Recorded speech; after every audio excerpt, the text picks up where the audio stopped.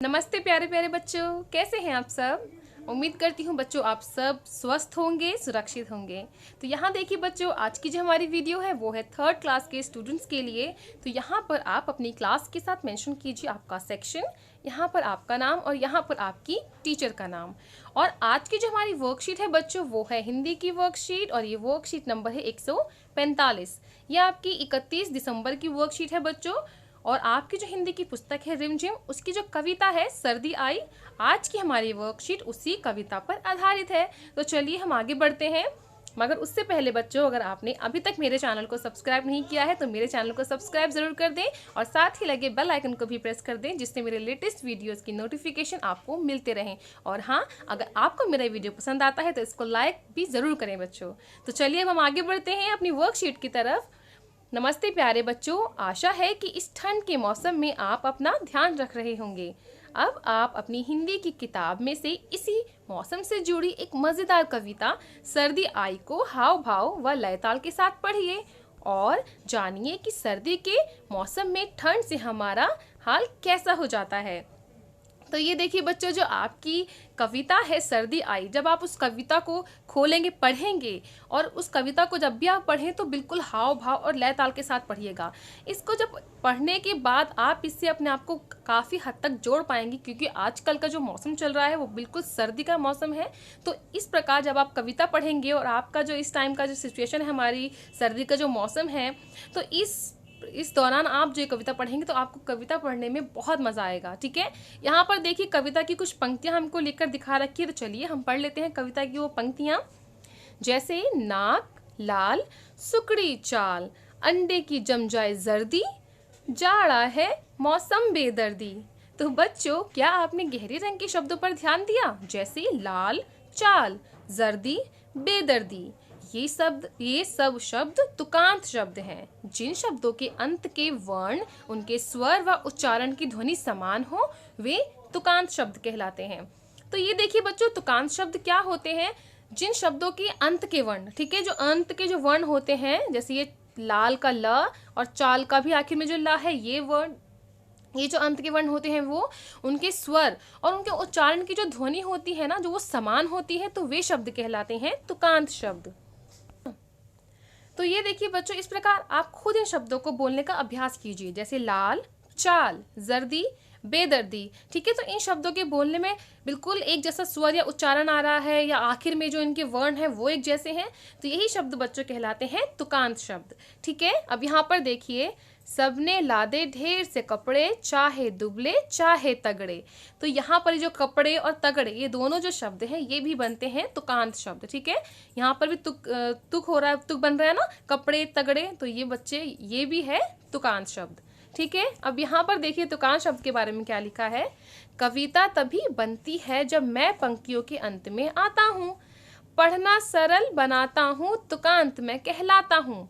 ठीक है, तो कविता तभी बनती है जब मैं पंक्ति के अंत में आता हूँ। तुकांत शब्द हमेशा किसी भी पंक्ति के अंत में आते हैं, जिससे जो पंक्ति होती है वो उसमें अच्छा सुर और लय सा बन जाता है, एक तुकांत बन जाता है। ठीक है, इससे कविता को पढ़ना बहुत सरल भी हो जाता है और इस प्रकार से हमारे जो तुकांत शब्द हैं ये कहलाते हैं। और कविता के लिए तुकांत शब्द बहुत ज़रूरी होते हैं। ठीक है बच्चों, तो चलिए अब हम इन्हीं पर आधारित कुछ प्रश्न हैं उनके उत्तर कर लेते हैं। जैसे यहाँ पर देखिए प्रश्न 1, नीचे दिए गए शब्दों के लिए दो दो तुकांत शब्द लिखिए।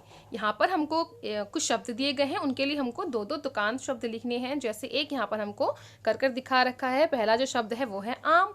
तो इसके दो तुकांत शब्द क्या है बच्चों? यहाँ पर लिखे हैं। आम का तुकांत है जैसे नाम, काम। ठीक है, और इसी तरीके से हमको और भी शब्द दिए गए हैं, तो चलिए हम बना लेते हैं इनके तुकांत शब्द। तो यहाँ देखिए बच्चों, जो आम था उसके तो दो तुकांत शब्द हमको लिखकर दिखाई रखे थे। उसके आगे देखिए, आम तो हो गए यहाँ पर, उसके बाद देखिए जो और शब्द था वो था खेल। ठीक है, अब खेल शब्द के तुकांत शब्द हम यहाँ पर लिख लेते हैं दो। जैसे खेल का एक तुकांत शब्द है मेल, रेल। ठीक है, उसी तरीके से यहाँ पर देखिए, यहाँ लिखा है रोटी। तो रोटी के तुकांत शब्द क्या क्या हो सकते हैं बच्चों? बहुत सारे तुकांत शब्द हो सकते हैं, मगर हमने यहाँ पर दो लिख लिए हैं, जैसे मोटी और गोटी। ठीक है, इसी तरीके से सबसे आखिर में जो शब्द है वो है गीत। तो यहाँ पर हम गीत के भी दो तुकांत शब्द हमने लिखे हैं, जैसे मीत और रीत। तो आप खुद बोलकर इनको देखिए, आपको पता चलेगा कि तुकान शब्द क्या होते हैं, या इनको हम और किस किस तरीके से जो तुकान शब्द है वो यहाँ पर लिख सकते हैं। देखिए यहाँ पर आम, नाम, काम, खेल, मेल, रेल, रोटी, मोटी, गोटी, उसी के बाद गीत, मीत और रीत। तो ये देखिए हमने यहाँ पर बच्चों तुकान शब्द लिख लिए हैं। चलिए हम आगे बढ़ते हैं। चलिए बच्चों, अब हम आगे बढ़ते हैं अपने प्रश्न 2 की तरफ। हमारा प्रश्न 2 यहाँ पर ये देखिए, बच्चों इन पंक्तियों को पूरा कीजिए और आप भी कवि बन जाइए। यहाँ पर हमको कुछ पंक्तियाँ दी गई हैं बच्चों, और हमको करना है इन पंक्तियों को पूरा। तो चलिए हम इन पंक्तियों को पूरा करते हैं और बनते हैं कवि। जैसे पहली पंक्ति देखिए बच्चों, सूरज तपता धरती जलती, गर्म हवा जोरों से, क्या होगा, गर्म हवा जोरों से चलती। यहाँ पर देखिए हमें कुछ शब्द भी दे रखे हैं सहायता के लिए, ठीक है। तो यहाँ पर जो शब्द आएगा वो आएगा चलती, गर्म हवा जोरों से चलती, ठीक है। अब दूसरी पंक्ति देखिए बच्चों, आओ भाई खेलें खेल, चलती है अब अपनी रेल, चलती है अब अपनी रेल, ठीक है ना। यहाँ पर लिख लीजिए बच्चों रेल। इसके बाद तीसरा जो हमारे पंक्तियां हैं वो देखिए, आसमान में निकले तारे, चंदा मामा लगते प्यारे, आसमान में निकले तारे, चंदा मामा लगते प्यारे। तो यहाँ पर आप लिखिए प्यारे। तो ये देखिए बच्चों, इस प्रकार हमने यहाँ पर लिख दिया। पहले में लिखा चलती, दूसरी पंक्ति में लिखा रेल और तीसरे में लिखा प्यारे, ठीक है। अब हम आगे बढ़ते हैं अपने प्रश्न 3 की तरफ। यहाँ पर देखिए बच्चों प्रश्न 3, सर्दी के मौसम से जुड़ी वस्तुओं के चित्रों को पहचानिए और उन पर सही का निशान लगाइए। यहाँ पर हमको कुछ चित्र दिए गए हैं और इनमें से हमें उन चित्रों पर निशान लगाना है सही का, जो हम सर्दियों के मौसम में इस्तेमाल करते हैं, ठीक है, जो हमारे सर्दियों के मौसम में काम आती हैं। जैसे पहला चित्र देखिए, ये है आइसक्रीम का चित्र। तो क्या हम सर्दी के मौसम में आइसक्रीम खाते हैं? नहीं, हम सर्दी के मौसम में आइसक्रीम नहीं खाते, तो हम इसको लगा देते हैं क्रॉस, ठीक है। उसके बाद देखिए दूसरा जो चित्र है वो है गर्मा गर्म चाय। तो सर्दी के मौसम में चाय तो सभी को पसंद होती है बच्चों, तो ये सर्दी के मौसम की वस्तु है, तो इसको हम लगाएंगे सही टिक, ठीक है बच्चों। अब तीसरा जो चित्र है वो है तरबूज का, और तरबूज क्या हम सर्दी के मौसम में खाते हैं? नहीं, हम तरबूज सर्दी के मौसम में नहीं खाते, क्योंकि बहुत ठंडा होता है ना, इसको खाओ तो बहुत सारा पानी भी होता है और ये बहुत ठंडा भी होता है, और सर्दी के मौसम में हम ठंडी चीज़ नहीं खाते हैं, ठीक है। अब हमारा चौथा जो चित्र है वो है मूंगफली का। तो मूंगफली तो सर्दी के मौसम की जान होती है, तो मूंगफली में हम लगाएंगे सही का टिक, क्योंकि हम सर्दी के मौसम में बहुत सारी मूंगफली खाते हैं, है ना बच्चों। चलिए अब आगे बढ़ते हैं। हमारा जो अगला चित्र है वो है, ये देखिए यहाँ पर जल रही है आग। तो जो लकड़ी जल रही है, जो आग जल रही है सर्दी के मौसम में, तो लोगों को ये बहुत पसंद होती है, तो इस पर हम लगाएंगे टिक, ठीक है। अब उसके बाद जो हमारा चित्र है वो है एक स्वेटर का। तो सर्दी के मौसम में क्या हम स्वेटर पहनते हैं? जी हाँ, सर्दी के मौसम में ही हम स्वेटर पहनते हैं, तो हमने इसको लगा दिया टिक, ठीक है। अब ये देखिए जो चित्र है ये है नारियल पानी का। तो नारियल पानी बच्चों हम ज़्यादातर गर्मियों में ही पीते हैं, तो ये सर्दी की चीज़ नहीं है, सर्दी की वस्तु नहीं है, तो इसको हम लगाएंगे क्रॉस, ठीक है। अब यहाँ पर देखिए ये बच्चा क्या कर रहा है, ये बच्चा सेलिब्रेट कर रहा है क्रिसमस। तो क्रिसमस तो बच्चों सर्दियों में ही आता है, तो ये है सर्दी का चित्र, तो हमने इस पर भी लगा दिया टिक, ठीक है। तो इस प्रकार आप इस प्रश्न को कंप्लीट कर लीजिएगा बच्चों। चलिए हम आगे बढ़ते हैं। यहाँ पर देखिए प्रश्न 4, कविता में कुछ शब्दों के साथ उनके उल्टे अर्थ वाले शब्द अर्थात विलोम शब्द भी आए हैं, जैसे अंदर, बाहर। तो चलिए कुछ और शब्दों के उल्टे अर्थ लिखते हैं। यहाँ पर हमारे कविता में जो शब्द हैं उनके कुछ उल्टे अर्थ, जिनको हम विलोम शब्द बोलते हैं, वो आए हैं, ठीक है। तो यहाँ पर हमको कुछ शब्द और दिए गए हैं, तो चलिए हम इन शब्दों के लिए भी उल्टे शब्द यानी विलोम शब्द यहाँ पर ढूंढकर लिख लेते हैं, ठीक है बच्चों। तो ये देखिए बच्चों, सर्दी एक शब्द है, तो इसका विलोम शब्द होगा बच्चों गर्मी, ठीक है।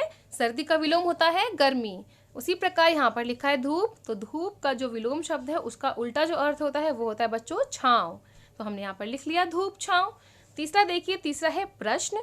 तो प्रश्न का विलोम शब्द होता है बच्चों उत्तर, ठीक है। उसी प्रकार यहाँ पर लिखा है हार, तो हार का विलोम शब्द या उल्टा अर्थ होता है बच्चों जीत। अब सबसे आखिरी में है हमारा जो शब्द वो है सच, और सच का जो विलोम शब्द होता है बच्चों वो होता है झूठ। तो इस प्रकार हमने यहाँ पर विलोम शब्द लिख लिए, सर्दी, गर्मी, धूप, छाँव, प्रश्न, उत्तर, हार, जीत, सच, झूठ। तो इस प्रकार हमारा ये प्रश्न भी यहाँ पर कंप्लीट हो गया बच्चों। तो चलिए अब हम आगे बढ़ते हैं अपने प्रश्न 5 की तरफ। प्रश्न 5 में देखिए बच्चों, भारत ऋतुओं का देश है। आइए एक वर्ष में आने वाली 6 ऋतुओं के नाम लिखें। वसंत, वर्षा, ग्रीष्म, शरद, हेमंत और शिशिर। ठीक है, तो चलिए बच्चों यहाँ पर हमको, और साथ ही साथ हमको यहाँ पर वो महीने भी लिखे गए हैं जहाँ पर जिन जिन महीनों में ये मौसम आते हैं। ठीक है, तो यहाँ पर देखिए बच्चों, पहले हम इनको लिख लेते हैं।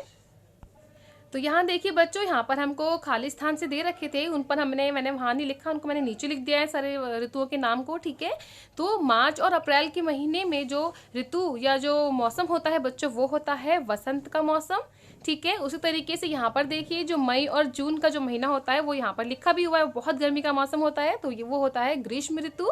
ठीक है, उसके बाद देखिए बच्चों, जो जुलाई और अगस्त का महीना होता है वो महीना होता है वर्षा का। ठीक है, तो हमने यहाँ पर लिख लिया वर्षा ऋतु।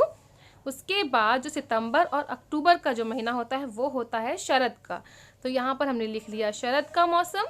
ठीक है, उसके बाद नवंबर और दिसंबर का महीना आता है जो ऋतु होती है हेमंत ऋतु। ठीक है, इस प्रकार नवंबर और दिसंबर में होता है बच्चों हेमंत। यहाँ पर देखिए हमें लिख कर दे रखा है, खाली स्थान में हमको यही सारे जो ऋतुएं हैं वो भरनी है, लिखनी है। ठीक है, इनको मैंने नीचे लिख दिया है। अब आखिरी जो ऋतु है बच्चों वो है जनवरी और फरवरी में जो होती है शिशिर। इसमें बहुत अच्छी खासी ठंड पड़ती है बच्चों। ठीक है, जो नवंबर दिसंबर और जनवरी में बहुत अच्छी खासी ठंड पड़ती है, तो ये है शिशिर। तो इस प्रकार 6 ऋतुएं जो हमारे भारत में होती हैं, वसंत ऋतु, ग्रीष्म ऋतु, वर्षा ऋतु, शरद ऋतु, हेमंत ऋतु और शिशिर ऋतु। तो इस प्रकार हमने यहाँ पर इनके नाम लिख लिए हैं बच्चों। तो ये देखिए बच्चों, इसी के साथ हमारा आज का ये वीडियो यहीं पर कंप्लीट होता है। उम्मीद करती हूँ आपको ये वीडियो पसंद आया होगा। अगर आपको ये वीडियो पसंद आया है तो मेरे वीडियो को लाइक ज़रूर करें और इसको अपने दोस्तों में शेयर भी ज़रूर करें। चलिए जल्दी मिलूंगी आपसे एक नई वीडियो के साथ, तब तक पढ़ते रहें। Thanks for watching, bye bye.